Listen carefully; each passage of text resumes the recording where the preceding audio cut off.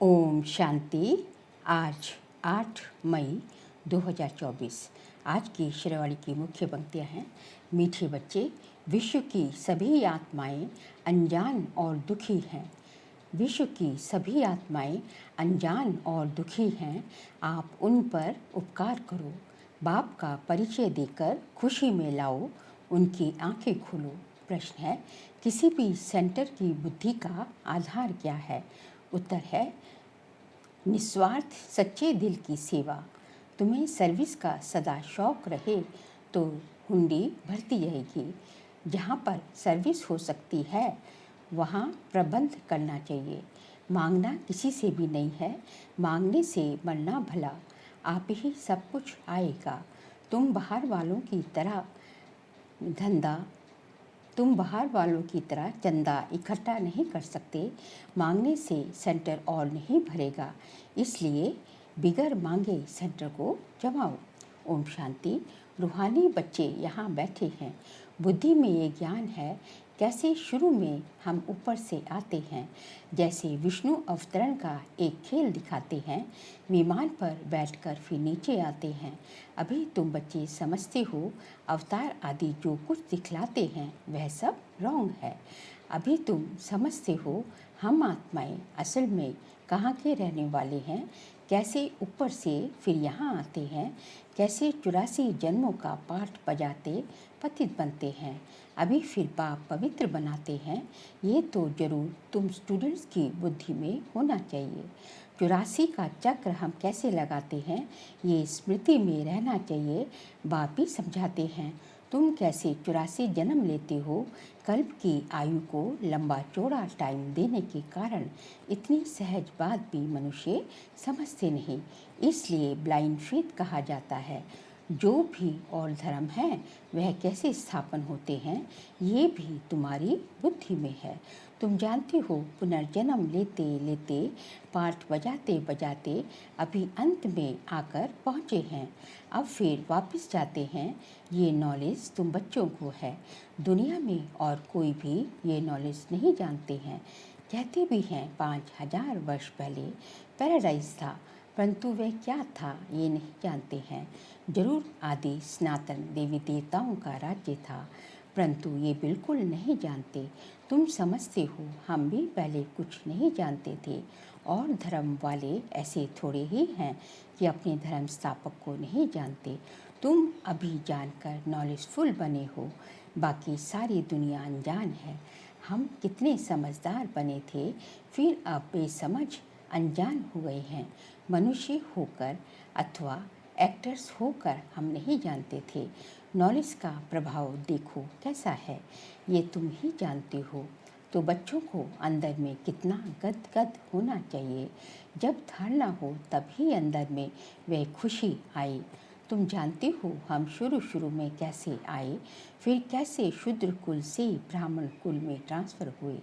ये सृष्टि का चक्र कैसे फिरता है सो तुम्हारे सिवाय दुनिया में कोई भी जानता नहीं। अंदर में ये ज्ञान डांस होना चाहिए। बाबा हमको कितनी वंडरफुल नॉलेज देते हैं, जिस नॉलेज से हम अपना वर्षा पाते हैं। लिखा हुआ भी है, इस राजयोग से तुमको राजाओं का राजा बनाता हूँ। परंतु कुछ समझ में नहीं आता था। अभी बुद्धि में सारा राज आ गया है। हम शूद्र से अब जय ब्राह्मण बनते हैं। ये मंत्र भी बुद्धि में है। हम सो ब्राह्मण फिर देवता बनेंगे, फिर हम उतरते उतरते नीचे आते हैं। कितना पुनर्जन्म लेते चक्र लगाते हैं। ये नॉलेज बुद्धि में रहने के कारण खुशी भी रहनी चाहिए। औरों को भी ये नॉलेज कैसे मिले, कितने ख्यालात चलते रहते हैं, कैसे सबको बाप का परिचय दें। तुम ब्राह्मण कितना उपकार करते हो, बाप भी उपकार करते हैं ना। जो बिल्कुल ही अनजान हैं उन्हों को सदा खुशी सुखी बनाते हैं। आंखें खोले खुशी होती है ना, आंखें खुल गई खुशी होती है ना। जिनको सर्विस का शौक रहता है उन्हों को अंदर में आना चाहिए, बहुत खुशी होनी चाहिए। हम आत्माएं कहाँ की रहने वाली हैं, फिर कैसे आती हैं पाठ बजाने, कितने ऊंच बनते हैं फिर कैसे नीचे आते हैं, फिर रावण राज्य कब शुरू होता है, ये अभी बुद्धि में आया है। भक्ति और ज्ञान में रात दिन का फर्क है। शुरू से भक्ति किसने की? तुम कहेंगे पहले पहले हम आए तो बहुत सुख देखा, फिर हम भक्ति करने लगे। पूजे और पुजारी में कितना रात दिन का फर्क है। तुम्हारे पास अभी कितना ज्ञान है, खुशी होनी चाहिए ना। कैसे हमने 84 का चक्र लगाया, कहाँ 84 जन्म, कहाँ 84 लाख। इतनी छोटी सी बात भी किसके ध्यान में नहीं आती। लाखों वर्ष की भेंट तो यह एक दो रोज के बराबर हो जाता है। अच्छे अच्छे बच्चों की बुद्धि में ये चक्र फिरता रहता है, तभी कहा जाता है स्वदर्शन चक्रधारी। सतयुग में ये नॉलेज होती नहीं।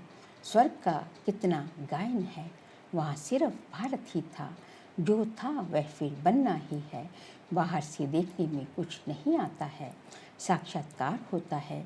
तुम जानते हो ये पुरानी दुनिया अब खत्म होनी है। पाठ बजाते वह भी तुम समझ जाते हो। आत्माएं ऐसे कोई ऊपर से उतरती नहीं है जैसे नाटक में दिखाते हैं। आत्मा को तो इन आँखों से कोई देख भी न सके। आत्मा कैसे आती है, छोटे शरीर में कैसे प्रवेश करती है, बड़ा ही वंडरफुल खेल है। ये पढ़ाई ईश्वरीय पढ़ाई है। इसमें रात दिन ख्यालात चलने चाहिए। हम एक बार समझ लेते हैं, जैसे कि देख लेते हैं, फिर वर्णन करते हैं। आगे जादू वाले लोग बहुत चीज़ें निकाल देते थे, दिखाते थे। तुम भी जो है बाप को भी जादूगर, सौदागर, रत्नागर कहते हैं ना। आत्मा में ही सारा ज्ञान ठहरता है। आत्मा ही ज्ञान का सागर है। भले कहते हैं परमात्मा ज्ञान का सागर है, परंतु वह कौन है, कैसे वह जादूगर है, वह किसको भी पता नहीं। आगे तुम भी नहीं समझते थे, अभी आप पाप आकर देवता बनाते हैं। अंदर में कितनी खुशी होनी चाहिए। एक बाप ही नॉलेजफुल है, हमको पढ़ाते भी हैं। ये सिर्फ तुम बच्चे ही जानते हो। ये दिन रात अंदर में सिमरन चलना चाहिए। ये बेहद के नाटक का नॉलेज सिर्फ एक बाप ही सुना सकते हैं, और कोई सुना न सके। बाबा ने देखा थोड़ी ही है, परंतु उसमें सारी नॉलेज है। बाप कहते हैं मैं सत्युग त्रेता में तो नहीं आता हूँ, परंतु नॉलेज सारी सुनाता हूँ। वंडर लगता है ना, जिसने कभी पाठ ही नहीं बजाया वह कैसे बतलाते हैं। बाप कहते हैं मैं कुछ भी देखता नहीं हूँ, ना मैं सत्युग त्रेता में आता हूँ, परंतु मेरे में नॉलेज कितनी अच्छी है जो मैं एक ही बार आकर तुमको सुनाता हूँ। तुमने पाठ बजाया, तुम जानते नहीं हो, और जिसने पाठ ही नहीं बजाया वह सब कुछ सुनाते हैं। ये वंडर है ना।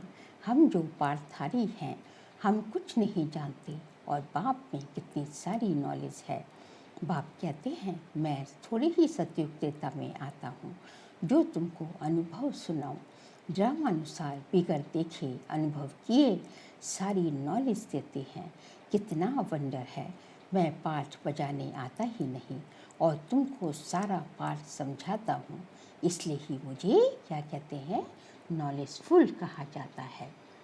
रूहानी बाप तो बाप कहते हैं अब मीठे मीठे बच्चों, अपनी उन्नति करनी है तो अपने को आत्मा समझो। ये है खेल, उन्नति करनी है। बाबा कहते हैं अपनी उन्नति करनी है तो क्या करो, अपने को आत्मा समझो। ये है खेल। तुम फिर भी ऐसे ही खेल करेंगे, देवी देवता बनेंगे, फिर अंत में चक्र लगाए मनुष्य बनेंगे। वंडर खाना चाहिए ना। बाबा में ये नॉलेज कहाँ से आई? उनका तो कोई गुरु भी नहीं। ड्रामानुसार पहले से ही उसमें पाठ बजाने की नून है। इसको कुदरत कहेंगे ना। हर एक बार वंडरफुल है। तो बाप बैठ नई नई बातें समझाते हैं। ऐसे बाप को कितना याद करना चाहिए। 84 के चक्र को भी याद करना है। ये राज भी बाबा ने ही समझाया है। विराट रूप का चित्र बनाते हैं, वही दिखाते हैं। हम कैसे 84 जन्मों में आते हैं। हम सो देवता, फिर क्षत्रिय, वैश्य, फिर शूद्र, ये सिमरन करने में क्या कोई तकलीफ है? बाप है नॉलेजफुल, कोई से पढ़ा थोड़ी ही है, ना शास्त्र आदि ही पढ़ा है। बिगर कुछ भी पढ़े, बिगर गुरु किए इतनी सारी नॉलेज बैठ सुनाते हैं, ऐसा तो कभी देखा नहीं। बाप कितना मीठा है, भक्ति मार्ग में कोई किसको मीठा समझेंगे। जिसको जिसको जो आता है उनकी पूजा करने लग पड़ते हैं। बाप बैठ सब राज समझाते हैं, आत्मा ही आनंद स्वरूप है। फिर आत्मा ही दुख रूप खिची बन जाती है। भक्ति मार्ग में तो कुछ भी तुम नहीं जानते थे, मेरी कितनी महिमा करते हैं। मार्ग में, भक्ति मार्ग में कुछ भी तुम नहीं जानते थे, मेरी कितनी महिमा करते हैं, परंतु जानते कुछ भी नहीं।